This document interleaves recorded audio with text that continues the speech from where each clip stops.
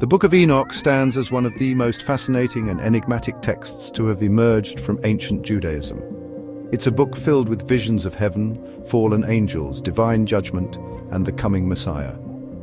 For centuries, it was largely considered lost to the Western world, known only through fragments and references in other ancient writings. Its exclusion from most Jewish and Christian biblical canons raises many questions.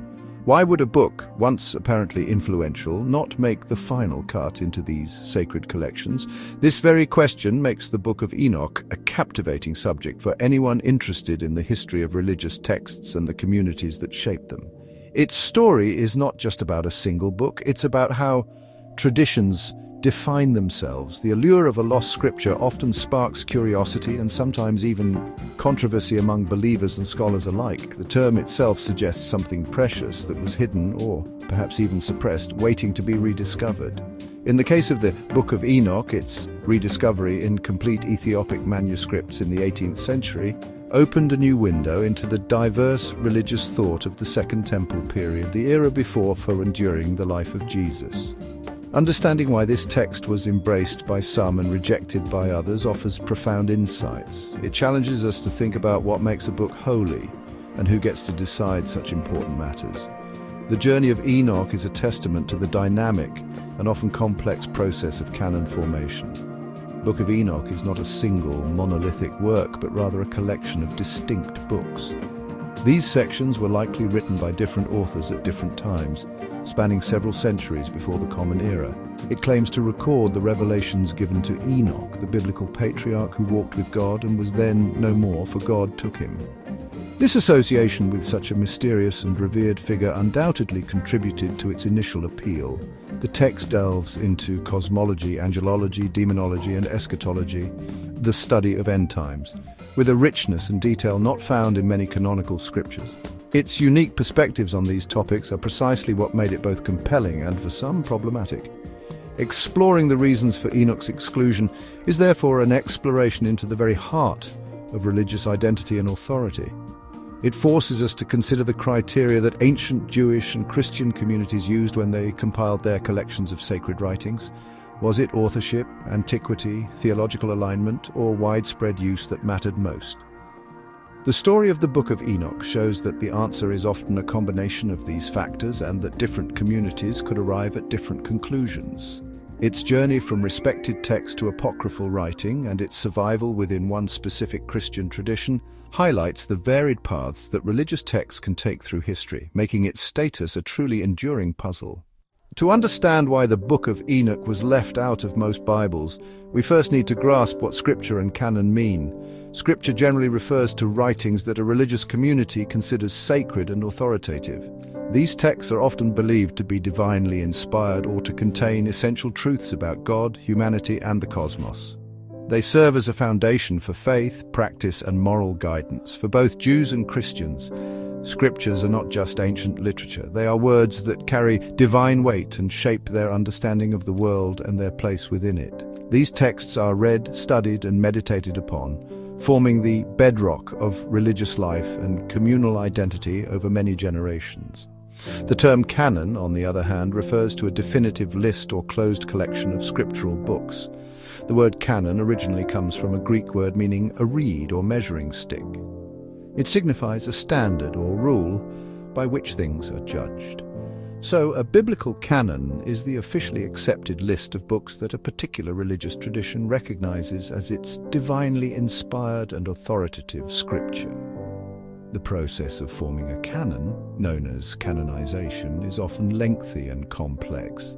It involves discussions, debates, and decisions made by religious leaders and communities over centuries. This process determines which texts are in and which are out, establishing the boundaries of their sacred library. For Judaism, the canon is known as the Tanakh. This is an acronym for its three main sections: Torah, or law, Nevi'im, or prophets, and Ketuvim, or writings. The Torah, or the 5 books of Moses, holds the highest level of authority and was the first part of the Tanakh to be canonized. The prophets and writings were accepted later, with the entire Jewish canon generally considered closed by the early centuries of the Common Era. The criteria for inclusion involved factors like perceived divine inspiration, authorship by a prophet, consistency with the Torah's teachings, and widespread long-standing acceptance within the Jewish community. These standards were carefully applied to ensure the integrity of their sacred heritage. In Christianity, the Canon consists of the Old Testament and the New Testament. The Old Testament largely corresponds to the Jewish Tanakh, though some Christian traditions like Catholicism and Eastern Orthodoxy include additional books known as the Deuterocanon or Apocrypha. The New Testament comprises writings related to the life and teachings of Jesus Christ and the early Christian church, such as the Gospels, Acts, letters of apostles, and Revelation. The formation of the New Testament canon was also a gradual process. It was influenced by factors like apostolic authorship or association, orthodoxy, which means correct teaching, and Catholicity, meaning widespread use and acceptance among churches. Understanding these concepts of scripture and canon is crucial for appreciating the journey of the Book of Enoch. The Book of Enoch, also known as First Enoch, is not attributed to a single author writing at a single point in time. Instead, it is a composite work, a collection of at least 5 distinct sections, each with its own style and thematic focus. Scholars generally agree that these parts were written by various anonymous Jewish authors between roughly 300 BCE and the 1st century CE. The book is pseudepigraphically ascribed to Enoch, the great-grandfather of Noah. This biblical figure, mentioned briefly in Genesis as one who walked with God and was taken by God, lent an air of ancient wisdom and divine authority to the writings, making them appear as if they were venerable prophecies. The first major section is often called the Book of the Watchers, which covers chapters 1 through 36.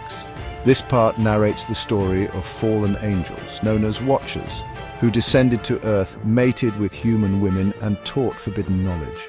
Their offspring were the Nephilim, destructive giants who corrupted the world, leading to God's decision to send the Great Flood.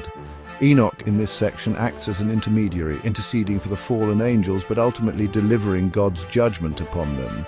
This narrative greatly expands upon the brief and cryptic account found in Genesis chapter 6, offering a detailed cosmic drama that captivated many ancient readers with its vivid imagery and moral lessons about sin and divine retribution. Another significant portion is the similitudes or parables of Enoch, which spans chapters 37 to 71. This section is particularly notable for its descriptions of a messianic figure called the Son of Man, who is also identified as the elect one and the righteous one. This Son of Man figure is depicted as a pre-existent heavenly being who will judge the wicked and deliver the righteous at the end of times. The language and imagery used here have drawn considerable attention from scholars, especially in relation to the Son of Man sayings found in the New Testament Gospels. The similitudes emphasize themes of judgment, righteousness, and the ultimate vindication of the faithful through this divine agent. Other sections include the astronomical book, which covers chapters 72 to 82 and details a solar calendar and Enoch's journeys through the cosmos, revealing secrets of celestial movement.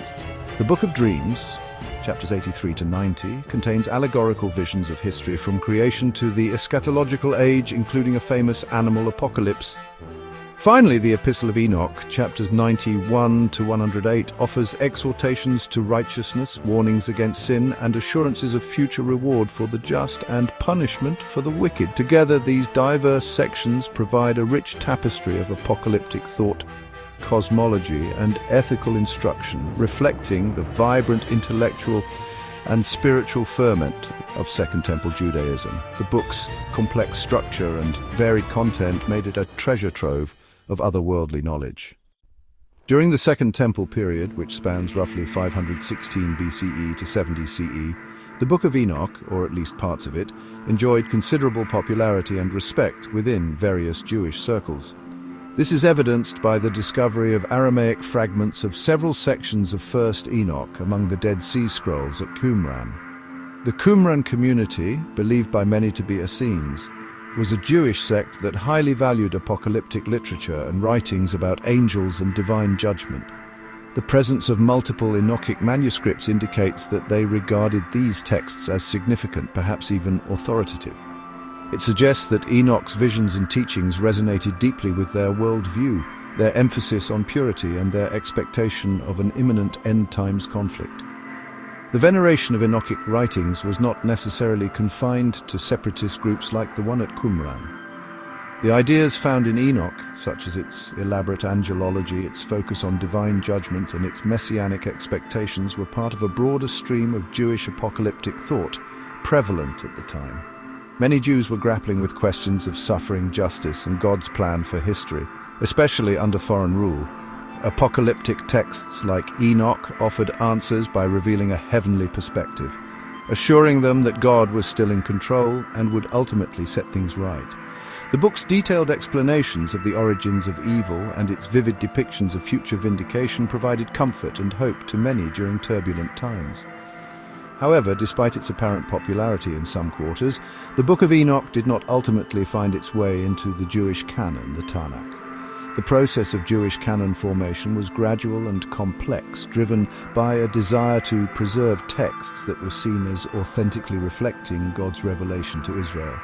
Key criteria included reputed authorship by a prophet or inspired figure from Israel's past, consistency with the teachings of the Torah, and widespread long-term acceptance and use within the broader Jewish community. While the exact timeline and mechanisms are debated by scholars, it is generally thought that the core of the Torah was canonized earliest, followed by the prophets, and then the writings, with the process largely concluding by the late 1st or early 2nd century CE. As Rabbinic Judaism began to consolidate after the destruction of the Second Temple in 70 CE, there was a move towards defining the boundaries of sacred scripture more precisely. This period saw increased emphasis on texts written in Hebrew, and to some extent Aramaic, as in parts of Daniel and Ezra, and those clearly linked to the prophetic tradition.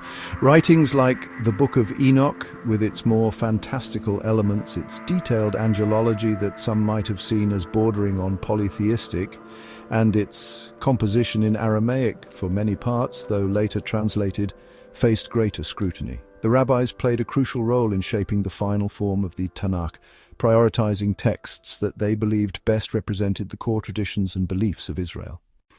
Several key factors contributed to the decision by Jewish religious authorities not to include the Book of Enoch in the Tanakh. One significant concern revolved around its elaborate and somewhat unconventional teachings about angels, particularly the story of the Watchers. While the Tanakh mentions angels, Enoch's detailed narratives about their fall, their specific names, their roles in teaching forbidden arts, and their sexual liaisons with human women went far beyond what was found in established scriptures. Some rabbinic figures may have viewed these accounts as problematic, potentially distracting from the absolute sovereignty and uniqueness of God, or even encouraging an unhealthy interest in angelic intermediaries rather than direct devotion to the Almighty. Another area of divergence was Enoch's emphasis on a solar calendar, as detailed in the astronomical book. Mainstream Judaism, especially after the temple's destruction, increasingly relied on a lunisolar calendar to determine festivals and sacred times. The Enochic calendar, with its 364-day year, differed from this system. Such a discrepancy in something as fundamental as the calendar could have significant practical and theological implications, potentially leading to disunity in religious observance. Texts that promoted alternative calendrical systems might have been seen as challenging the established temple practices and later rabbinic authority, making them less suitable for inclusion in a unified collection of sacred writings intended to guide the entire community. The question of authorship and perceived antiquity also played a crucial role in the canonization process. While the Book of Enoch is attributed to the ancient patriarch Enoch, rabbinic authorities likely recognized that the actual composition of the texts was much later, dating to the Second Temple period. The Jewish canon tended to favor books believed to have been written by prophets or inspired figures from Israel's more distant foundational past, whose authority was well established. Works like Enoch, though claiming ancient authorship, might have been viewed as more recent revelations or interpretations, not possessing the same level of foundational authority as texts like the Torah or the writings of the classical prophets. This perception of more recent origin could have honestly diminished its chances for canonical status. Furthermore, the primary language of the preserved sections of Enoch was Aramaic, with later full versions surviving in Ethiopic or Ge'ez. While Aramaic was a common language among Jews during the Second Temple period, and parts of canonical books like Daniel and Ezra are in Aramaic, Hebrew was generally considered the sacred language, the language of divine revelation. The preference for Hebrew texts, especially for those claiming great antiquity and foundational importance, might have been another factor. As Rabbinic Judaism consolidated, there was a strong emphasis on preserving and prioritizing the Hebrew textual tradition. Books that circulated primarily in other languages, or whose Hebrew originals were lost or less prominent, might have faced an uphill battle for inclusion in the emerging Tanakh. The Book of Enoch was not unknown to early Christians. In fact, it appears to have been quite influential in certain circles during the first few centuries of the Common Era. Several early Christian writers and church fathers show familiarity with Enochic traditions and ideas. Most notably, the New Testament itself contains a direct quotation from the Book of Enoch. The Epistle of Jude, in verses 14 and 15, explicitly cites Enoch as a prophet. Enoch, the seventh from Adam, prophesied about them. "See, the Lord is coming with thousands upon thousands of his holy ones to judge everyone, and to convict all of them of all the ungodly acts they have committed in their ungodliness." This quote comes directly from 1 Enoch chapter 1, verse 9. This direct citation in a New Testament letter indicates that, at least for the author of Jude and his community, the Book of Enoch was considered authoritative and prophetic. Other early Christian writers, such as Tertullian, who lived from around 155 to 220 of the Common Era, also held the Book of Enoch in high regard, arguing for its divine inspiration. He even addressed concerns about its non-inclusion in the Jewish canon, by suggesting that the Jews had rejected it because it contained prophecies about Christ. The influence of Enoch can also be seen indirectly in other New Testament themes, such as concepts of fallen angels, demonic powers, the coming judgment, and the figure of the Son of Man, though direct literary dependence is often harder to prove definitively than in the case of Jude. However, the positive reception of the Book of Enoch was not universal among early Christians. As the Church grew and began to define its own collection of sacred scriptures, debates arose about which books truly belonged. Different Christian communities and leaders had varying opinions on the status of numerous writings, including Enoch. Figures like Origen, who lived from around 184 to 253, while acknowledging Enoch's use in some circles, expressed reservations, noting that the book was not generally accepted in the churches. Jerome, a key figure in the formation of the Latin Vulgate Bible, also categorized Enoch as apocryphal. The process of Christian canon formation was complex and extended over several centuries. Key criteria for New Testament books included apostolic authorship, orthodoxy, and Catholicity. For Old Testament books, Christians largely followed the Jewish canon as it was understood at the time, though different Christian traditions eventually settled on slightly different canons. The Book of Enoch was one of many texts subjected to these evaluative processes, and its varied reception reflects the diversity of early Christian thought. Despite its early influence and its explicit citation in the New Testament Epistle of Jude, the Book of Enoch was eventually excluded from the canon of most Christian traditions. One primary reason was the growing emphasis on apostolicity for New Testament writings and prophetic authority for Old Testament texts. While Enoch was attributed to an ancient patriarch, it was not written by an apostle of Jesus, nor was it considered part of the established prophetic writings received from Judaism by the majority. As the Church sought to solidify its doctrinal foundations, preference was given to texts with clearer links to the apostles or to the universally acknowledged prophets of Israel. Enoch's more ambiguous origins became a point of concern for many.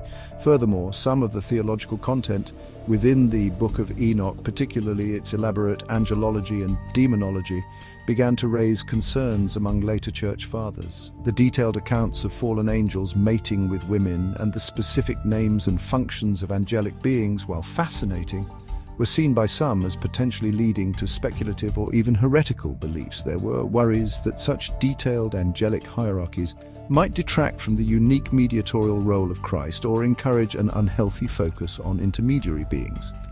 As Christian theology became more systematized, texts that presented ideas seen as divergent from emerging orthodox consensus were often viewed with greater suspicion and were less likely to be included in the canon. The limited liturgical use of the Book of Enoch in the majority of churches also contributed to its eventual exclusion. Books that were regularly read, preached from, and used in worship services of a wide range of Christian communities were more likely to be recognized as canonical. While Enoch was valued in some circles, it does not appear to have achieved the widespread and consistent liturgical use that characterized books like the Gospels, Paul's letters, or the Psalms. The practical reality of which books were actively shaping the faith and worship of the broader Christian populace played a significant role in the processes of canonization. If a book wasn't being widely used, its claim to canonical status weakened over time. Finally, the fact that the Jewish canon, which formed the basis of the Christian Old Testament, did not include Enoch also weighed heavily against its acceptance by most Christian groups. As Christians increasingly engaged in dialogue and debate with Jewish communities, there was often a preference for aligning the Old Testament canon with the Hebrew scriptures recognized by contemporary Judaism. Figures like Jerome, influential in the Western Church, advocated for the Hebrew truth, or Hebraica veritas, favoring the Jewish canon. Since Enoch was not part of that canon, its status as Old Testament scripture was questioned. This, combined with the theological and authorship concerns, led most branches of Christianity to relegate the Book of Enoch to the category of apocryphal or pseudepigraphal literature. While the vast majority of Jewish and Christian traditions ultimately excluded the Book of Enoch from their biblical canons, there is one significant exception: the Ethiopian Orthodox Tewahedo Church. This ancient Christian church, with roots stretching back to the 4th century of the Common Era, has always included the complete Book of Enoch, or First Enoch, as part of its larger biblical canon. In Ethiopia, Enoch is not considered lost or apocryphal, but is regarded as inspired scripture, holding a place of honor alongside other books of the Old Testament. The survival of the full text of Enoch in the ancient Ethiopic language, Ge'ez, is in fact due to its continuous preservation and use within this tradition. The reasons for the Ethiopian Orthodox Church's acceptance of Enoch are multifaceted and deeply rooted in its unique history and theological development. Ethiopia had early contact with Jewish traditions, possibly even before the advent of Christianity, and this may have predisposed the culture to a broader acceptance of certain texts valued in some Jewish circles but later excluded by rabbinic Judaism. When Christianity arrived in Ethiopia, it likely encountered a religious environment already familiar with Enochic literature. The church developed in relative isolation from some of the later theological debates that occurred in the Roman and Byzantine empires, allowing it to retain traditions and texts that were marginalized elsewhere. The content of the Book of Enoch also resonated deeply with certain aspects of Ethiopian Christian spirituality and theology. Its emphasis on divine judgment, the role of angels and demons, its apocalyptic visions, and its messianic prophecies, particularly the Son of Man passages, found fertile ground in Ethiopian religious thought. The book's themes of righteousness, the coming judgment, and the ultimate triumph of God aligned well with the church's teachings. For the Ethiopian Orthodox Church, Enoch was seen as an authentic prophetic voice, providing crucial insights into God's plan for humanity and the cosmos. Its ancient attribution to the pre-flood patriarch Enoch further enhanced its authority within this tradition. Thus, the Ethiopian Orthodox Tewahedo Church stands as a unique custodian of the Book of Enoch as canonical scripture. Their Bible is larger than those of most other Christian denominations, including other books like Jubilees, which also did not make it into Western canons. This demonstrates that the process of canonization was not monolithic and that different communities, based on their own historical trajectories, theological understandings, and traditional practices, could arrive at different conclusions about which texts were to be considered divinely inspired and authoritative. The Ethiopian example shows that what was lost or excluded in one context could be cherished and preserved as sacred in another. The story of the Book of Enoch, its initial popularity and its eventual exclusion, offers valuable lessons about how religious communities select and define their most important texts. It clearly demonstrates that the formation of a biblical canon is not a simple, straightforward event, nor is it typically the result of a single, definitive decree from on high. Instead, it is a complex, organic process that unfolds over centuries, involving much discussion, debate, and consideration within religious communities. Many factors come into play, including perceived divine inspiration, authorship, theological coherence, historical circumstances, and the practical usage of texts in worship and instruction. Enoch's journey reveals that popularity or early influence alone does not guarantee a book's canonical status. While parts of Enoch were clearly esteemed in some ancient Jewish circles like Qumran, and even quoted by a New Testament author, this was not enough for it to be included in the final Tanakh or the majority of Christian Old Testaments. As religious traditions evolve and consolidate their core beliefs and practices, criteria for scriptural authority can become more defined and sometimes more restrictive. What might be acceptable or even celebrated in an earlier, more fluid period can be questioned or rejected later as doctrinal boundaries become firmer and community identity solidifies. The case of Enoch also highlights the diversity that can exist within and between religious traditions. The fact that the Ethiopian Orthodox Tewahedo Church embraces Enoch as canonical, while most other churches do not, underscores that there was no single, universally agreed upon list of criteria or outcomes in the canonization process. Different communities, influenced by their unique historical contexts, theological perspectives, and cultural inheritances, made different choices. This reminds us that the concept of a closed canon is itself a decision made by specific communities at specific times, and that what constitutes Scripture can vary. It shows that religious authority and textual authority are deeply intertwined. Ultimately, the saga of the Book of Enoch encourages a more nuanced understanding of what Scripture means and how sacred collections are formed. It moves us beyond a simplistic view of texts being either divinely in or definitively out. Instead, it shows a spectrum of reception where books can be influential, respected, and spiritually significant, even if they don't attain canonical status in all traditions. Enoch's story is a powerful reminder that the boundaries of sacred literature are often porous and contested, reflecting the dynamic human element involved in interpreting and preserving divine revelation. It teaches us that the selection of sacred texts is an ongoing conversation within religious history, with decisions that profoundly shape belief and practice for generations.